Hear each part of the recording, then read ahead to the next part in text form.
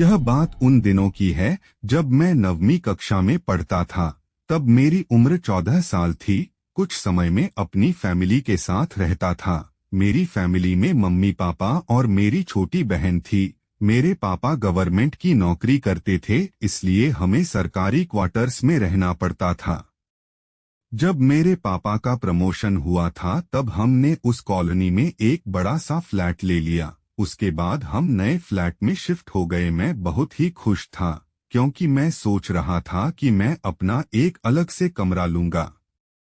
पता नहीं क्यों जिस दिन से हम उस घर में रहने के लिए गए थे तब से मुझे उस घर में अजीबोगरीब बेचैनी महसूस हो रही थी। उस घर में मुझे देर से सोने की आदत थी क्योंकि हमारा टीवी चैनल वाला हर रात को एक नई फिल्म दिखाता था और मेरे मम्मी पापा और बहन दूसरे कमरे में जल्द सो जाते थे।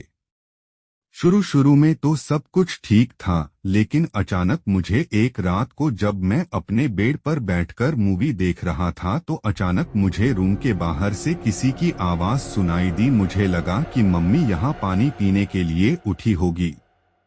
मैंने ध्यान नहीं दिया, लेकिन मैंने टीवी का आवाज थोड़ा धीमा कर दिया। लेकिन 4 से 5 मिनट के बाद फिर से वही आवाज आने लगी। वह आवाज किसी औरत के चलने पर उसके पायल की आवाज आती हो, जैसे कि छन छन छन। बिल्कुल ऐसे ही आवाज आ रही थी।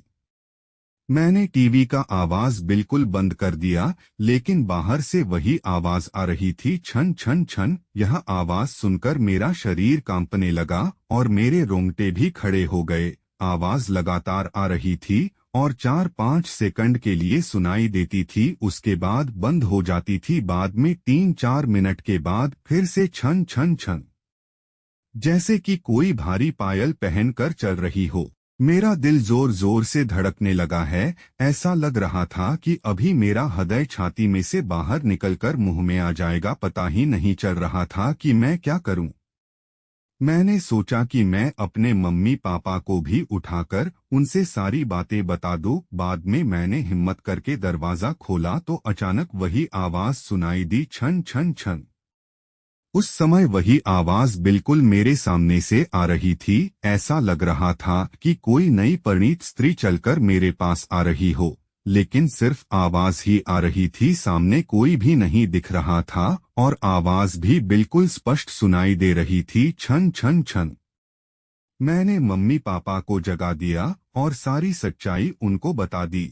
मेरे पापा इस बात को मानने के लिए बिल्कुल तैयार नहीं थी। वैसे भी वह सब पूरी तरह नींद में थे।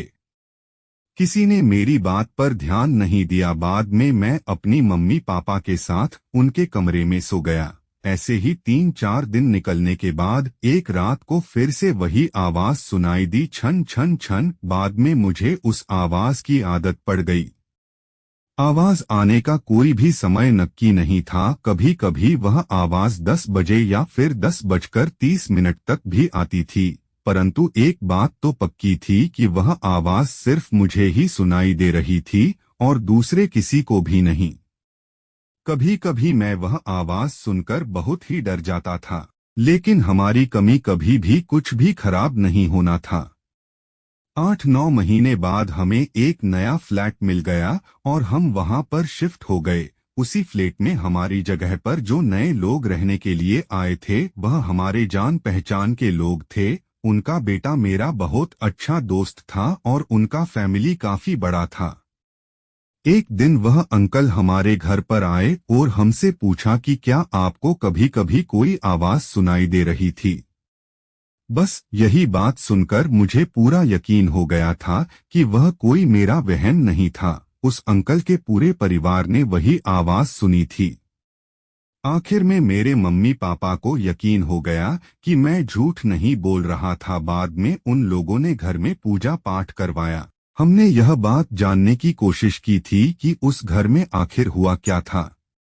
तब जाकर पता चला कि उस घर में एक नहीं बल्कि 6 आत्माएं रह रही है। उस बात को 14 वर्ष हो गए और अब मैं बड़ा हो गया। मुझे पता नहीं है कि क्या आज भी वही आवाज सुनाई दे रही है या नहीं, लेकिन आज भी मैं उस आवाज के बारे में सोचता हूँ तो मेरे मन में एक अजीब सा डर लगने लगता है। भगवान की कृपा है कि आज सब कुछ ठीक है।